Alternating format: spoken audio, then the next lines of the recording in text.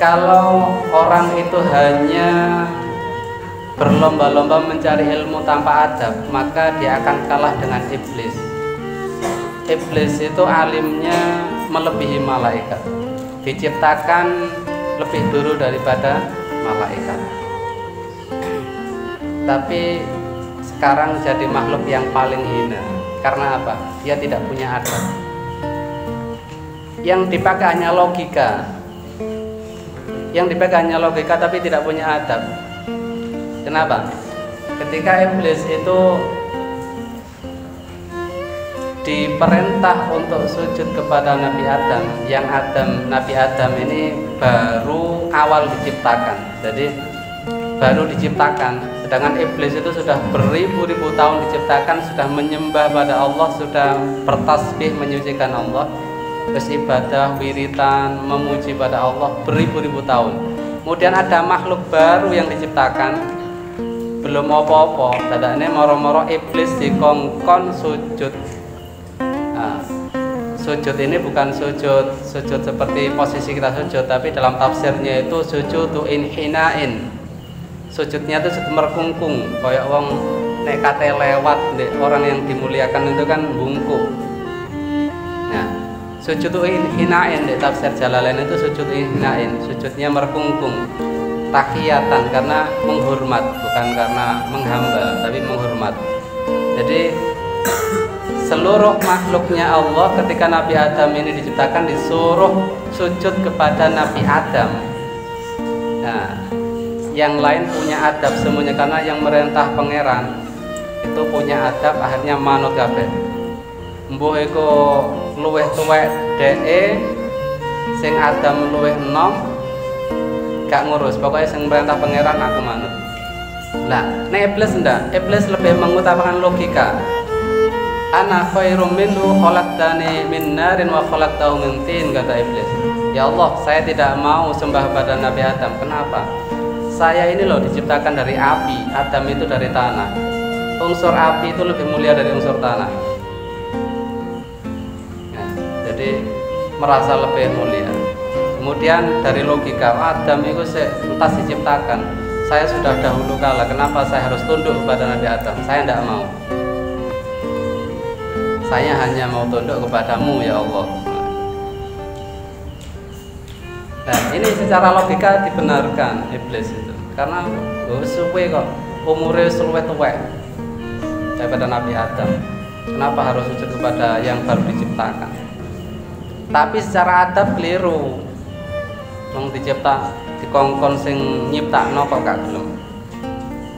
Ya makanya jika orang itu pinter-pinteran tok, ya kalah karo iblis.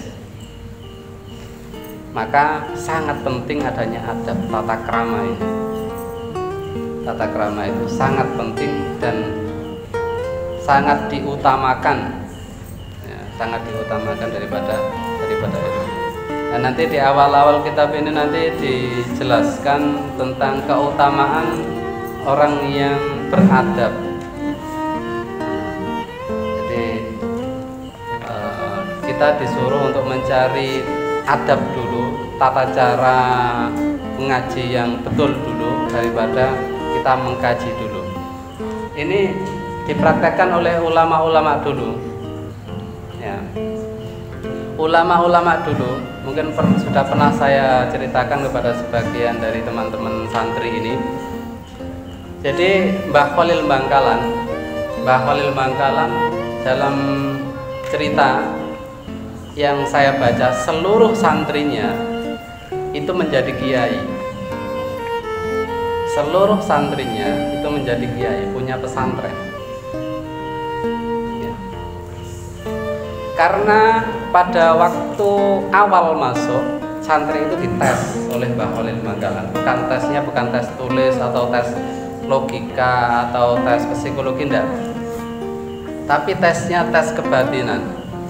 Karena sistemnya, filosofinya santri itu seperti gelas. Ya, mereka itu menganggap santri itu seperti gelas. Seperti gelas bagaimana? Begini. Jadi gelas itu kalau mau diisi dengan air yang bersih itu kudu diresiki sik jerone. Kotoran-kotoran sing ana di gelas nyobone jerone kudu resik, kudu bersih. Baru diisi air yang bersih itu akan manfaat air itu. Tapi nek diisi banyu bersih, gelasnya tadi kotor, maka air itu tidak akan ada manfaatnya dan akan dibuang oleh yang lain. Nah, makanya filosofi ini yang dipakai oleh Mbah Khalil Bangkalan. Artinya begini, dalam beberapa cerita yang saya tahu, saya baca dan saya dengar, itu santri-santri beliau ketika mau masuk pesantren pasti diuji oleh beliau dengan ujian yang aneh-aneh, yang itu untuk membersihkan hatinya. Apa ini benar-benar nyantri atau enggak, benar-benar mondok apa enggak. Nek gak benar-benar mondok memang enggak jadi mondok ke situ. Tapi kalau benar-benar mondok, niatnya benar-benar, maka dia akan jadi kiai. Ya, contohnya Mbah Manap. Mbah Manap itu nama kecil dari Kiai Haji Abdul Karim. Namanya Manap itu sebelum haji ya. Setelah haji namanya dirubah menjadi Abdul Karim. Muassis Ma'had Lirboyo, pendiri perintis Pondok Lirboyo. Beliau adalah murid yang termasuk awal dari Mbah Khalil Bangkalan. Nah, di dalam suatu cerita yang saya baca, ketika awal-awal mondok, Mbah Abdul Karim ini diuji batinnya, kesabarannya oleh Mbah Khalil Bangkalan. Dulu itu kan kalau mondok nggak seperti sekarang. Kalau mondok dulu itu mencari makan itu mencari sendiri, golek mangan dewe, golek urip dewe. Nah, ketika Mbah Abdul Karim ini berasnya yang mau dimasak itu habis, maka Mbah Abdul Karim ini harus berusaha bagaimana mendapatkan beras supaya bisa makan. Ya apa carane aku oleh beras? Bagaimana caranya saya mendapatkan beras untuk dimasak dan bisa makan? Akhirnya beliau mencari-cari pekerjaan, mencari-cari yang kira-kira bisa menghasilkan, dan akhirnya di tempat yang sangat jauh dari Bangkalan itu ada orang yang memanen padi, ono sing ya panen pari. Ada suatu cerita mengatakan di Banyuwangi atau di mana, sangat jauh pokoknya tempatnya. Kemudian Mbah Abdul Karim menawarkan diri untuk membantu orang yang memanen itu, dan dengan harapan nanti diberi upah berupa pari yang dipanen itu. Kemudian setelah beberapa waktu dia membantu, akhirnya diberi juga upah sama orang yang dibantu ini. Setelah itu diberi upah agak banyak, kemudian dipikul sama beliau, digawa ning pondok, jadi melaku mikul, dipikul wabot-abot jauh. Kemudian kalau kesel asuh dulu, dipikul lagi sampai lama. Setelah itu sampailah di gerbang pondoknya Mbah Khalil Bangkalan. Mbah Khalil Bangkalan seakan-akan sudah mengerti bahwa muridnya akan ke pondok dengan membawa padi yang banyak. Ya, inilah ujian terberat bagi santri untuk menguji kesabarannya. Ketika sampai di gerbang pondok, Mbah Khalil Bangkalan tanya, Abdul Karim apa itu? Niki Mbah Pari. Oh iya, pitikku ndek mburi kok kaya luwe-luwe. Wis kene. Langsung padi itu langsung dikekno pitike kabeh. Ya. Langsung dikekno pitike kabeh padi itu. Tidak disisakan untuk makan. Nah, Abdul Karim. Nah, itu kan mengetes sebesar apa sih kesabarannya. Apa yang dilakukan Mbah Abdul Karim? Beliau tidak protes sama sekali. Beliau tidak marah sama sekali. Bahkan dia terlihat rela, terlihat ikhlas dengan apa yang dilakukan gurunya itu.